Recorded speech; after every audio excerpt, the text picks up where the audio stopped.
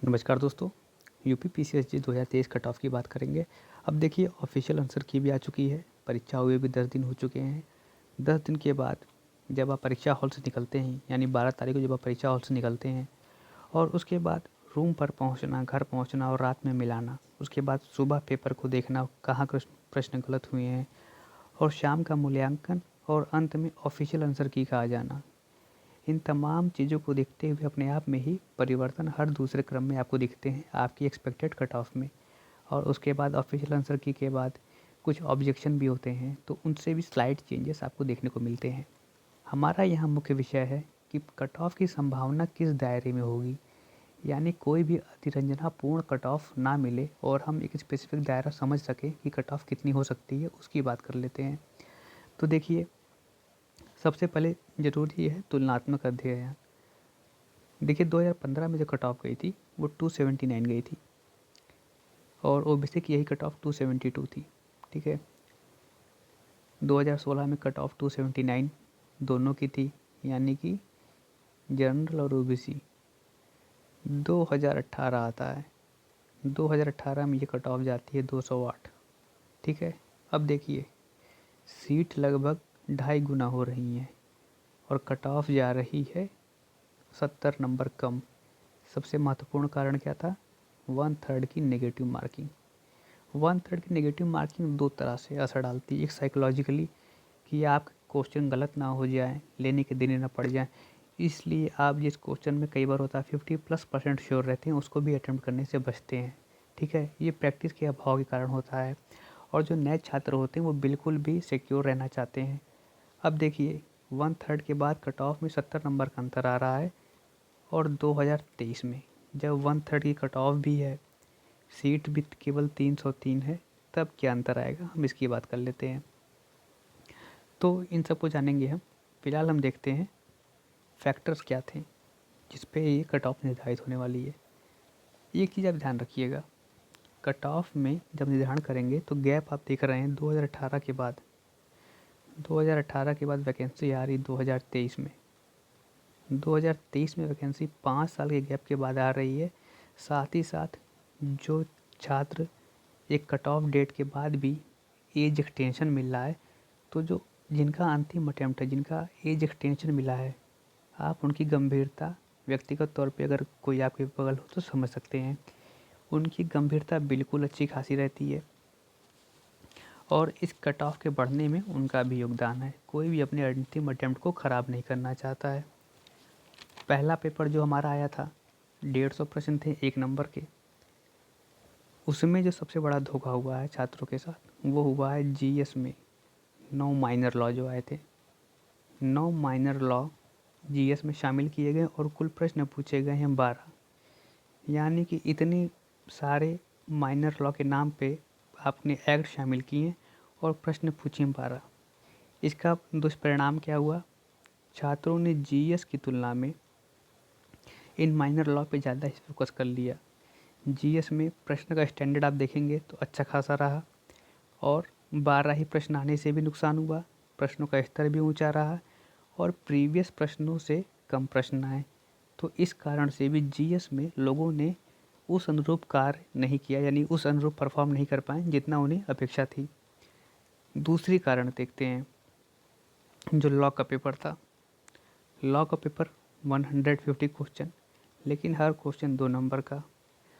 अब देखिए, पेपर लोग कह रहे हैं लॉ का आसान था। एक ये समझिए, आसान पेपर और कठिन पेपर में ज़्यादा से ज़्यादा 10 से 15 क्वेश्चन का ही अंतर रहता है।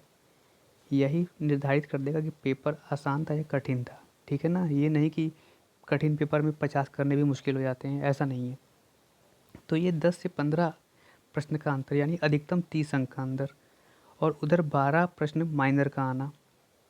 तो यानी कि वे छात्र, यहाँ पॉजिटिव क्या है, वे छात्र जो इससे पहले जीएस में प्रश्न नहीं कर पाते थे, यानी लॉग एक बहुत अच्छे थे लेकिन जीएस में बिलो एवरेज थे, उन्हें 12 प्रश्न ऐसे मिले हैं जो माइनर लॉ से आए थे, जिसके लिए उन्हें कहीं जाना नहीं पड़ा, सिर्फ उन माइनर लॉज का अध्ययन करना पड़ा।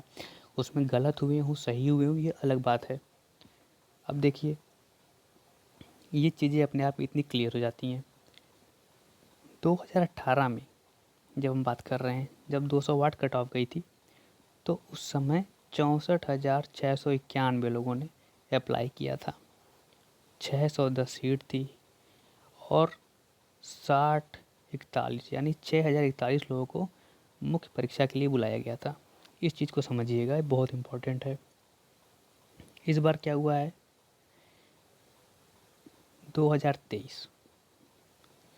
2023 में हमारे आवेदन आए हैं 79,565। 63% लोगों ने, ऑन रिकॉर्ड डॉक्यूमेंट है ये, 63% लोगों ने परीक्षा दी है, यानी 50,125 के लगभग। अब 50,125 लोगों ने परीक्षा दी है, लेकिन सीट हमारे पास केवल 303 है, और 10 की गुणांक में अगर बुलाएंगे तो 3030, तो 3030 लोगों को लेना है, यानी कि उपस्थिति भी ज़्यादा है और सीट भी आधी है। और इसमें भी लोग कह रहे हैं कट ऑफ कम जाएगी। तो आप खुद अपने प्रति अगर ईमानदार हैं तो इस चीज़ को समझ सकते हैं कि ऐसी संभावना दिखती नहीं बन रही है। कट ऑफ का जब भी आप मूल्यांकन करो तो हमेशा याद रखें, एक पिरामिड स्ट्रक्चर बनता है। टॉप पे कम रहेंगे, जैसे जैसे नीचे आते जाएंगे लोगों की संख्या बढ़ती जाएगी। इस पर भी लोग कह रहे हैं कट ऑफ 230 जाएगी। तो आप अगर अपने अगल बगल अगर देख लेंगे तो यूआर की कट ऑफ 230 की संभावना सिरे से खारिज हो जा रही है। कुछ जगह पे कट ऑफ 230 बताई जा रही है। तो मुझे नहीं लग रहा है कि ये बहुत ही बेसिक मूल्यांकन भी अगर करें तो भी स्पष्ट हो जाएगा। अब देखिए, अगर हम जो प्रीवियस जो हमने डेटा देखे हैं उसी के हिसाब से हमें पता चल गया कि जो 5 साल का गैप है या उम्र सीमा में छूट वाले अभ्यर्थी हैं उनकी गंभीरता है, और ना जो माइनर लॉ जुड़े थे उसे 12 प्रश्नों का आना, इन सब चीज़ों ने बहुत ही अच्छा असर डाला है कट ऑफ पे। अभ्यर्थियों की तुलना हमने कर ही ली है 2018 से। तो मेरा जो मूल्यांकन है वो ये कह रहा है कि कट ऑफ किसी भी सूरत में, किसी भी एडवर्स केस में भी 240 से नीचे नहीं जानी है, और 240 से 45 हो सकती है। ठीक है। दूसरी चीज़, जो EWS है उसकी कट ऑफ ऊपर जानी है। ऐसा मैं क्यों कह रहा हूँ, क्योंकि अगर हम पेपर देखें 2018 के APO हो या फिर RO का पेपर 2021 में जो हुआ है, या फिर UP APO जो हाल ही में 2022 में हुआ है, इन सभी में EWS की कट ऑफ जनरल से UR से ऊपर गई है। ठीक है। तो इस तरह से अगर हम देखते हैं जो 10% का नियम है, 10% रूल है, उस भले ही मुख्य परीक्षा में EWS का फ़ायदा आपको मिल जाए, लेकिन ये कट ऑफ प्री में 5 से 6 नंबर ऊपर ही जाएगी। पूर्व में भी यही देखने को मिला है और इसकी संभावना भी बन रही है। जितने भी EWS लोगों से बात हुई है उनका भी यही कहना है, और उनके नंबरों का मूल्यांकन करने पे यही शामिल होती हैं, यही चीज़ें सामने आती हैं। अब अगर आपको सही मूल्यांकन करना भी है, जो लोग कह रहे हैं कि 230 जाएगी, आप अगर अपने सराउंडिंग में ही बात करके देख लेंगे, मूल्यांकन कर लेंगे, तो आपको समझ में जाएगा कि आपके परिचितों में ही 230 नंबर बहुत ही सामान्य तरीके से लोगों ने पाए हैं। कट ऑफ जो लोग 270 बता रहे हैं, मैंने कुछ चैनल देखे हैं बहुत ही हास्यास्पद ढंग से, उन्होंने पहले ही दिन 300 कट ऑफ बता दी। 300 कट ऑफ वो ऐसे बता रहे हैं जैसे लग रहा है कि नेगेटिव मार्किंग है ही नहीं, या उन्होंने नेगेटिव मार्किंग फैक्टर को कंसीडर ही नहीं किया है।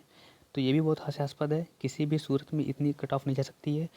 बहुत ही एडवर्स केस में, बहुत ही विषमतम परिस्थितियों में कट ऑफ 255 से भी ऊपर जा सकती है। लेकिन जितना मेरा मूल्यांकन है 10 दिनों के बाद, जो आंसर की ऑफिशियली आने के बाद मैंने लोगों से बात की है, मेरा ये आकलन है कि 240 से 245 के बीच ही कट ऑफ रहेगी। और इसी अनुपात में रिज़र्व कैटेगरी में भी अंतर हो सकता है। रिज़र्व कैटेगरी में केवल EWS में ही कट ऑफ है जो ऊपर जाएगी, यानी उसकी कट ऑफ 5 से 6 नंबर जनरल से ऊपर जा सकती है। इसकी पूरी संभावना है। धन्यवाद, शुभकामनाएं।